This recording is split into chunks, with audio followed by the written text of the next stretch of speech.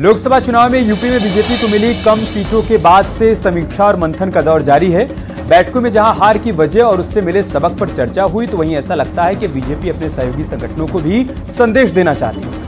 10 सीटों पर होने वाले उपचुनाव में बीजेपी अकेले सभी 10 सीटों पर लड़ने का मन बना रखी है। लोकसभा चुनाव में खराब प्रदर्शन का असर इससे माना जा सकता है। सूत्रों के हवाले से खबर है कि बीजेपी सहयोगी दलों को सीट नहीं देने की तैयारी कर रखी है। लोकसभा चुनाव में सहयोगी दल बीजेपी को ज्यादा सीट नहीं दिला पाए। उपचुनाव में मुस्लिम उम्मीदवार भी उतारने पर मंथन किया जा रहा है। उपचुनावों में नए प्रयोग करने पर भी बीजेपी विचार कर रखी है। क्या है बीजेपी का प्लान, देखिए इस रिपोर्ट में।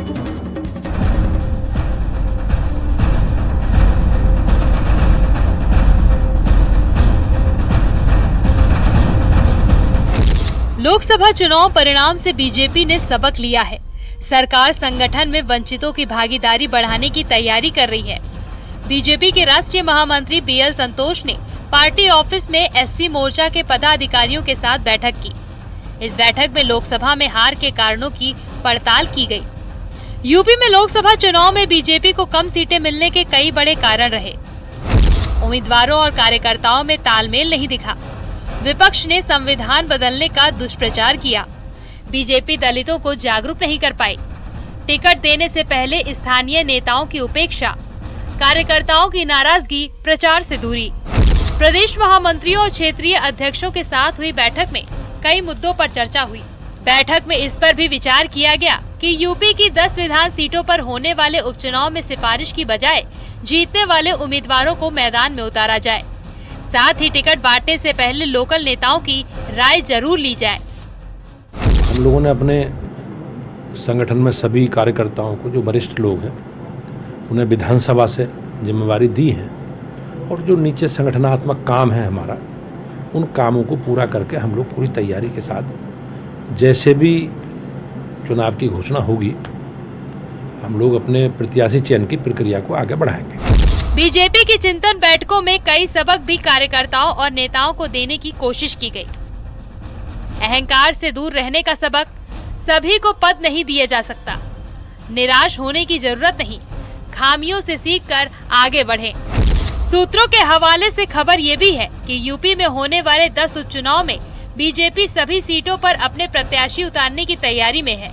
बीजेपी सभी 10 सीटों पर लड़ेगी उपचुनाव। कटेहरी, मझवा, मीरापुर में भी लड़ेगी चुनाव। इन सीटों पर 2022 में सहयोगी दल जीते थे।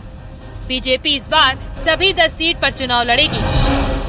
सभी 10 सीटों पर बीजेपी अपने प्रत्याशी उतारने का मन बना चुकी है। इसमें 2 सीटें जो निषाद पार्टी के पास थी, वो इस बार निषाद पार्टी को नहीं मिलेंगी, ऐसा सूत्रों की माने तो तय हुआ है भारतीय जनता पार्टी की उच्च स्तरीय बैठक में। और एक सीट जो आरएलडी की है, मीरापुर की, जहां से चंदन चौहान विधायक थे और वो अब सांसद हो गए हैं, तो मीरापुर की सीट पर भारतीय जनता पार्टी ने अपने मंत्रियों की बाकायदा ड्यूटी लगा दी है और चुनावी अभियान तेज कर दिया है, तैयारियां तेज कर दी हैं। लोकसभा चुनाव में बीजेपी के सहयोगी दल कुछ खास कमाल नहीं कर पाए।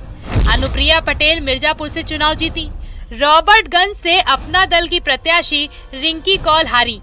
घोसी से एसबी-एसपी के अरविंद राजभर हारे। निषाद पार्टी के 2 कैंडिडेट भी चुनाव हारे। लोकसभा चुनाव से सबक लेते हुए बीजेपी अब उपचुनाव में कोई कसर नहीं छोड़ना चाहती। लखनऊ में 14 जुलाई को बीजेपी प्रदेश कार्य समिति की बैठक होगी।